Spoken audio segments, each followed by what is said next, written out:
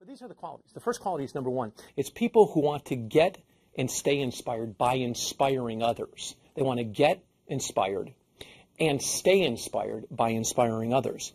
And I love the thought that people who have passion to grow and improve and excel, not only because they benefit, but because it inspires everyone around them to do the same.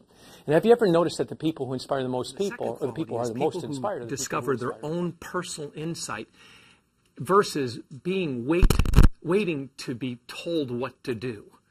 They seek for their own insight, their own awareness, as opposed to waiting for me to say, okay, it's time to put a website in place, it's time to hire an assistant, it's time to grow your team. You know, the BroVance group is about them individually asking themselves really profound questions, looking for their own insight that inspires them to take action, not waiting for me to give them permission to have a bigger business or generate more leads or get more referrals. And I just love that thought, that people who are willing to ask profound, insightful questions and dig really deep into their human potential, and then they authentically share those insights with each other. And have you ever experienced, when you had a problem, that when you're seeking for the answer when you had a problem, it's difficult to find the answer, but when you seek to find the question that you're trying to answer, it's easier to find the solution. So it's like you have a problem and you go, okay, what question are we trying to answer by solving this problem? John says it all the time. He goes, so what question are we trying to answer by solving this problem? And there it causes you to go inside and really look deep for that. And so what BroVance is people who want to be responsible leaders. And I love the thought that people who desire to be leaders are really open to being led. And that's a key distinction. It's like this role that I play with them is lead the leaders. And it's really powerful when people check their ego at the door and they allow themselves to be part of a group. They see themselves as an equal, never worse than anybody, never better than anybody. And what happens is you start to grow exponentially. And Todd Welsh even shared with me, this was change their personality. Not change their business, not change their spouse, not change their company, not change their car, but change their personality. And I love the thought that being with people who are committed to changing their personality are people who want to look back every 90 days and hardly recognize themselves. And people who have experienced such a deep, profound shift in their personality, in who they're being. And we use this concept, it's be, do, have. First, you have to be it, then you do it, and then you have it. And in the past, we may have come in and said, what are you going to do in the next 90 days?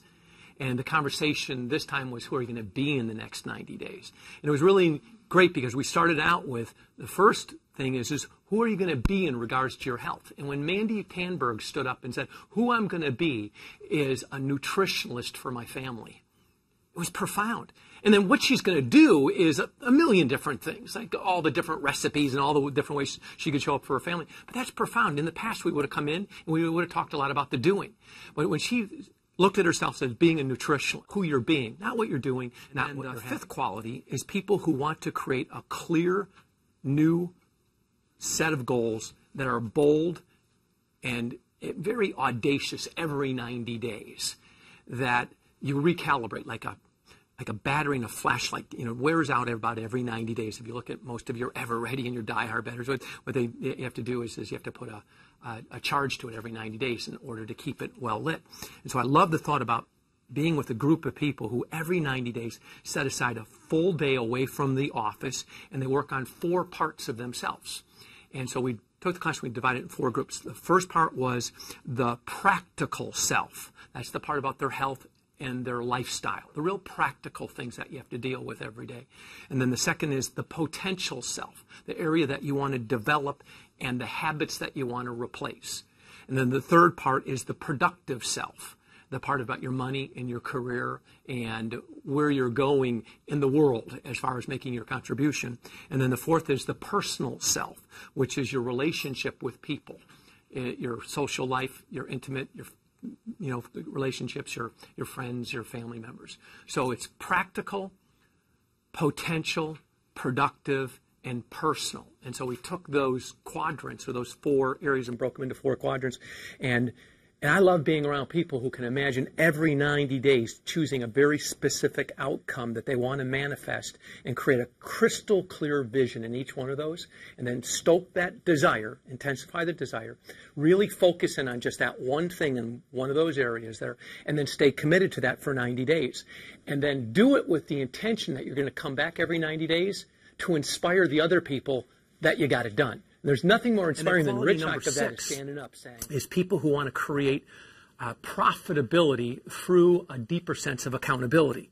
And I love the thought that meeting with people who seek accountability with each other by asking each other a question that really makes the difference. So what we did is we teamed up people together in groups of 2, and we asked them if they truly wanted to be accountable to one specific behavior. And it was really remarkable that in order to stay accountable, all you need to do is have one person every day ask you a question. And so one of his goals was to reduce the amount of time he was spending in front of the TV. And so the question he is being asked every day by his partner is the TV off? And they're text messaging it to him, they're emailing it to him, they're calling him on the phone, writing him a little note, and everyone has one question that they're allowed to ask one person in the group.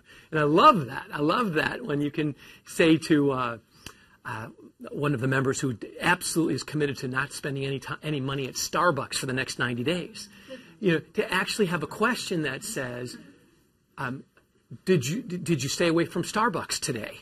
And just that one question holds you accountable. And so I've been doing this on conference calls. People who want to learn so they can teach.